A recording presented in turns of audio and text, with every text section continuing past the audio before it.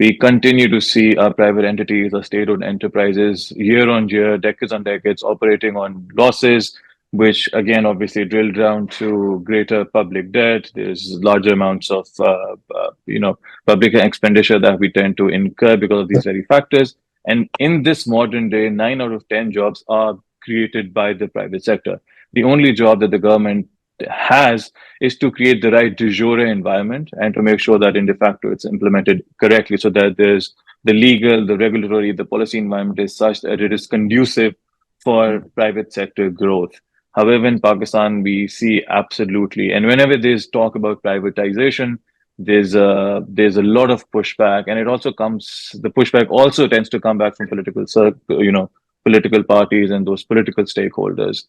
And then you rightly mentioned about lack of digitization, and that is why I feel that Pakistan's informal sector, I believe, is over 60 to 70%, according to certain estimates, that we continue to operate in shadows. And there's a incentive tied to it as well, because many of those large industries, we're not talking about, street vendors when we talk about informal economy. There are large industries that do operate under the shadow because they do not want to disclose, the amount of profits that they're making, the amount of contribution to they have, which is again deterrent to formal private sector growth.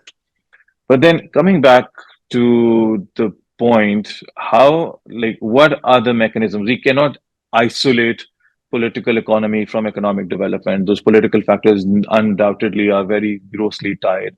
But then what is the way out of it? We can't rely, like you mentioned, on international organizations. And personally, I feel that it's not even their mandate. Because if you look at the IMF is there just to help countries with short-term liquidity. That is what they're there to do. They're not there to fix how you manage or how you govern your country. Then who do you think can steer the ship out of this crisis? How do we, move out of it? Because you're already a population of 250 million.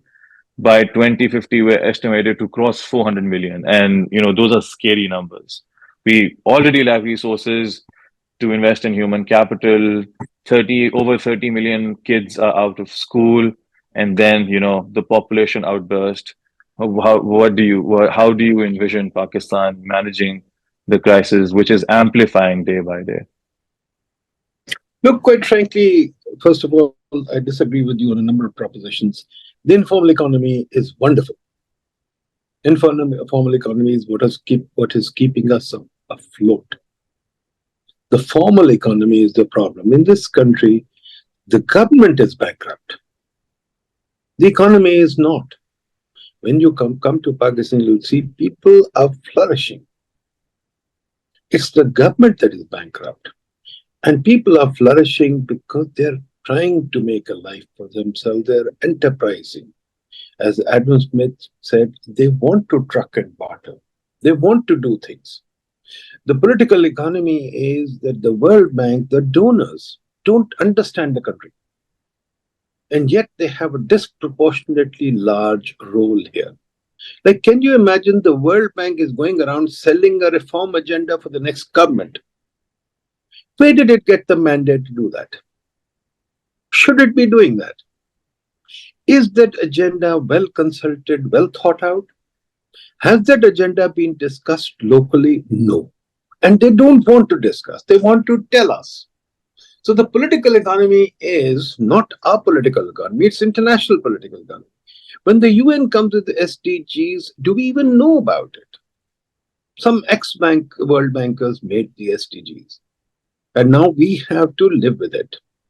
And so the issue is that what is the reform that we need? How should it be done?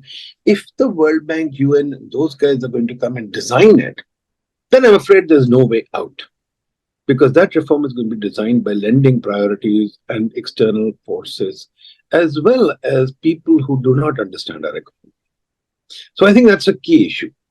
Now, the issue is, what reform do we need at home? Yes, some of us, we are talking about it, we are writing about it, but there's a fundamental disconnect. We do not have the ability to reach our ministers, etc., our leaders, because we have no money. When the World Bank comes with $2 billion, ADB comes with $2 billion, and you have McKinsey with $500 million, and Chemonics with another $300 million from USAID, from this, from that. Who will listen to us? So the fundamental, this is Dambisi Moyo thesis, if you read her. The constituency for a government is the foreigners, not us. And we can't stop international bureaucracies because they are too, obviously you need to look after your careers. So international bureaucracy just does not see eye to eye with us. And there's no way we can have that conversation. So the country wants to go in one direction. International bureaucracy wants to go in another direction. It has the money. So the leaders will listen to the international bureaucracy, not the local people. So there's no local political economy doesn't figure out as much as the international political economy. Now, who's going to win out of all this? My prediction is, who's going to win out of this are the fundamentalists. They have a totally domestic agenda, totally divorced from the international community, like Taliban or whatever. They will probably come and make a change.